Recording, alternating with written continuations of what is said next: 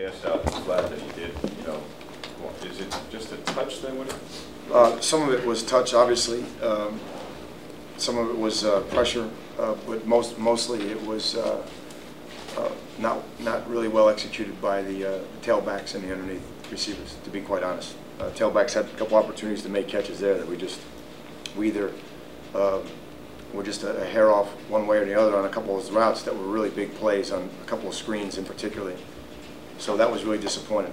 But the running backs did not do a good job on that. All three, Joey, Key, and Bernard, all had opportunities to make plays. Conversely, Lamar, on the same type of routes underneath, did make plays. You know, did make a catch and go. But the other three, for whatever reason, specifically in the first half, did not do what they were trained to do. It was disappointing. Al, after the game, you said you wanted the running backs to run a little bit harder. I guess did you look back and see that Bernard's running as hard as anybody else? Bernard's running harder. Bernard's running harder than Key right now, and we'll continue to watch that and see who the starter is here during the week. But certainly he ran harder in this game against good competition, obviously.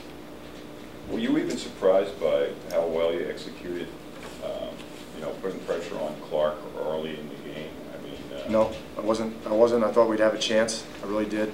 And obviously, if we hit James's play early in the game, we recover an onside kick. If we go down there and get points there, it's a different game. And if it's, you know, if we go down and score there, it's, you know, it's 10-7 us, and now we're guaranteed to get to the halftime, and then we can do some things.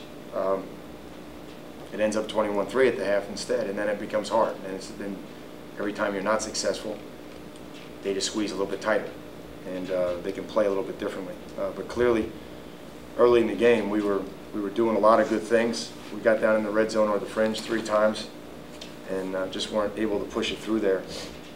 But no, I wasn't surprised, and I wasn't surprised that we were playing as hard as we were, and we had considerably more guys this time that were ready for that environment.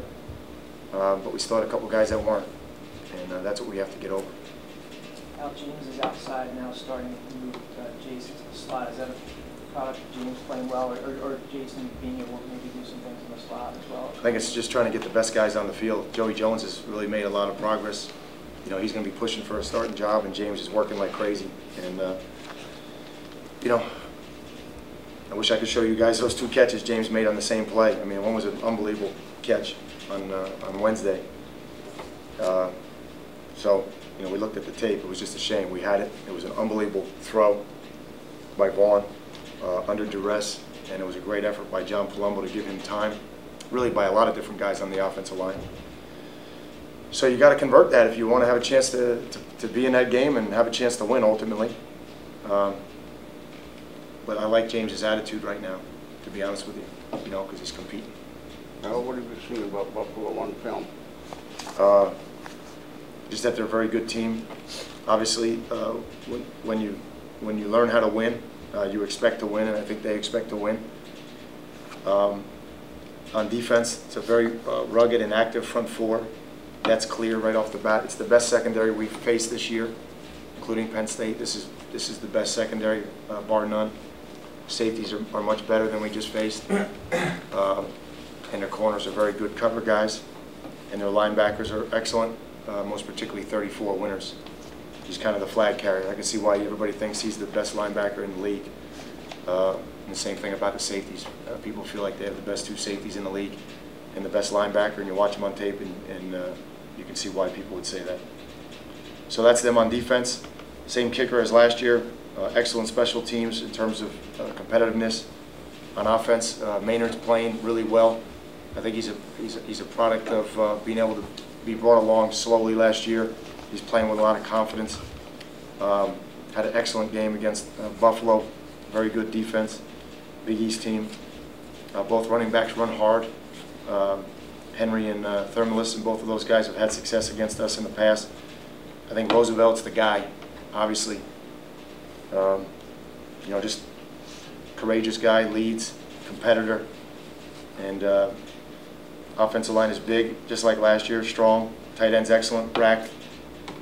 Beachy as a blocker and as a receiver. So, you know, they provide a lot of challenges for us schematically on both sides of the ball. And then obviously they play well together as a team right now. You said they learn to win. How do you teach your kids to learn to win? You just keep doing what we're doing. You know, keep doing what we're doing. We're finally, you know, we're finally to the point where we have a senior class, and and again, just so you understand, when they walk in to the program at Buffalo, there's 3 or 4 NFL guys in the program showing them how to win. You know, that Scott kid that played defensive end, that's a guy now. That's a guy. That Richards kid they had playing center, that's a guy. You don't have to wind those guys up. They know how to compete and they know how to win. And what we need is our seniors to step up and do that now. Do that now. Not 2 years ago, but do it now, because they have no excuse in their seniors. And you know, we've eliminated a lot of the problems off the field. Now the kids just have to go out and play. They have to trust and play, and that's what we need the guys to do. Is it fair to say that Andre Neville's gotten off to a slow start, or is there stuff where maybe we're not seeing it, where he's picking up, or he's drawing people to him, or how do you think about that? I think he needs to play better. You know, he just needs to play, to be honest with you. He needs to let it go, enjoy it, and stop trying to press so much, and just enjoy it and let it rip, and hopefully he'll do that Saturday. That's been the biggest key for me, at least in the past few months. Yeah, I don't know. I don't know specifically, but you know, he expects more of himself, and certainly we do as well. Coach, how did that, going back to the Penn State game, how did that help in the team's development as you move forward? What did you get? How does it help? Yes. Well, because we threw it around with the number 5 team in the country, and we had really never done that. Even when we were 2 years ago at the Link, we were playing touch football with them for a while, and it was exciting and everything, but we really weren't doing that this time. I mean, there was a lot of rugged plays in there. There was a lot of guys that were competing and trying to be physical, and we didn't back down. And as Coach said after the game, that was their best game. And he told me right after the game, they played their best game of the year. And I thought our guys competed. They didn't back down. They tried to finish the game, and more importantly, they competed when it mattered. A lot of teams go in there and are down by 30 at the half, and then they start to play. Our guys were competing early in the game, in the first quarter, in the second quarter. And you need to convert your shots. You have a couple of chances there, even on the one we hit, the over route that we hit to James. He stumbles and falls, but he's going to walk in the end zone. He's going to walk in the end zone, and he falls. So we got to get to the point where we start to make some plays. But right now we have to make some plays, and we have to improve, and we have to do a better job coaching. In your recent games with Buffalo, there was an overtime game in 06, and then there was a 42-7, I think, in 07, and then, of course, last year. What do you attribute that middle game to, and the disparity? They kicked our ass. That's what I attribute it to. They kicked our ass. They were a veteran group, they were a strong group, and they kicked our ass. That's what they did. Looking at film, do you think you can match up with them so they won't kick your ass on Saturday? I'm serious. You came out funny, but I mean, looking at the matchup, how do your guys match up against their guys? We'll find out Saturday, and that's what it's for. I mean, that's what the game's for, But we'll find out Saturday. Right now, our guys got to prepare for the game and practice well and bring it to the game. If we don't bring it to the game and we don't do what we're trained to do, we're going to lose. That's it, bottom line. How has Joe Jones been showing progress over the weeks, maybe even at the tail end of last year, when you thought you could eventually move him out to receiver, or is it something that you've done more recently where he's clearly kind of looking at that? Yeah, he's always been a guy that can catch the ball to the backfield. He's been our third down back all year, and he's just been an unselfish player. So he's making a lot of progress. The moment's never too big for him. He lost his poise a little bit in the first half of that game, as I alluded to earlier, but he was challenged at halftime and really played well. Played really well in the second half, to be quite honest. So he snatches the ball well with his hands. He gets turned around and gets upfield quickly. So we're expecting him to continue to develop, and obviously, we're going to have him for a couple of years after this. So it's good to see, and I'm glad he's healthy. He's starting to. He looks healthy and he looks fast.